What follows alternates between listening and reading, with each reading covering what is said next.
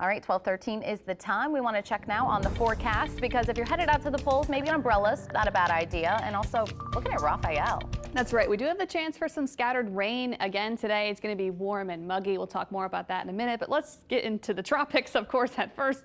Tropical Storm Rafael is just about 70 miles southwest of Montego Bay, Jamaica. So bringing some rough weather to parts of the western Caribbean now. Jamaica seeing some pretty strong winds and heavy rain. And now it's going to continue to strengthen, I think, throughout the course of the next day. Still expected to make landfall somewhere in western Cuba tomorrow as a Category 1 hurricane, and then it will emerge in the southern Gulf of Mexico as a Cat 1. But as it kind of stays in the Gulf and is facing hostile conditions, it will be weakening substantially later this week and into the upcoming weekend. Still a lot of uncertainty about where it's going to go. The models are not in good agreement about where it's going to go, but no matter where it does, it's just going to be a significantly less substantial system. It's going to be a lot less strong. It's going to be a lot weaker. Rather, I'm just trying to emphasize the fact that this is not going to cause any big issues for anyone. It will be really weak getting into Friday and this upcoming weekend. But I wanted to show you just how different the models have this system. So the European model has been consistently taking it off to the west, where the GFS keeps it more on the northeast side of things. So that's why the cone later into the weekend is so wide. The uncertainty is so great because the big global models are still split about where it's going to go.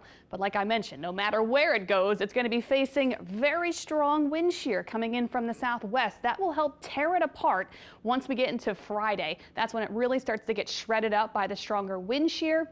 Also, some drier air will work into it. That will help tear it up as well and weaken it down. Plus, the cooler ocean temperatures also working against it. So we have three things working against it that make it really non-threatening. Of course, we'll watch it. We'll probably see some rough seas, some breezy weather across the Gulf Coast, and some more rain later in the week. But it's not going to be a big, impactful system for anyone across the Gulf Coast, which is really welcome and great, fantastic news. So this is what I have. Today I have a 40% chance of rain here at home. We'll see a few scattered showers and rumbles of thunder today for Election Day. Not related to Rafael. This is because a front is coming in from the west.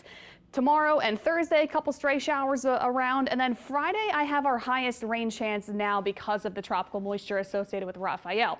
Maybe the timing of this will change. I would not cancel any weekend plans across the area. There's a lot of stuff happening this weekend. I think maybe we'll see a few scattered showers early Saturday, maybe some spotty rain on Sunday. But I think rain chances will get lower as we head into the weekend. Of course, the timing and the placement of the rain and the breezy weather associated with Rafael can change. Make sure you stay tuned. But again, it's a low-level concern for us here in southeast Louisiana and South Mississippi. Over the next week, I have our 7-day rainfall forecast.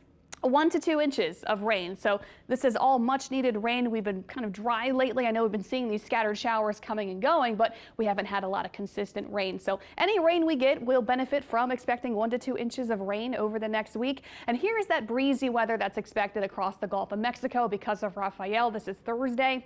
Breezy weather for the Gulf Coast, some rough seas, and then getting into Friday and Saturday, that's when we'll probably see our winds pick up a bit, especially at the coast. We'll get a little breezy here, I'd say, Friday into Saturday, and then as we get into later in the weekend, it should be shredded up completely.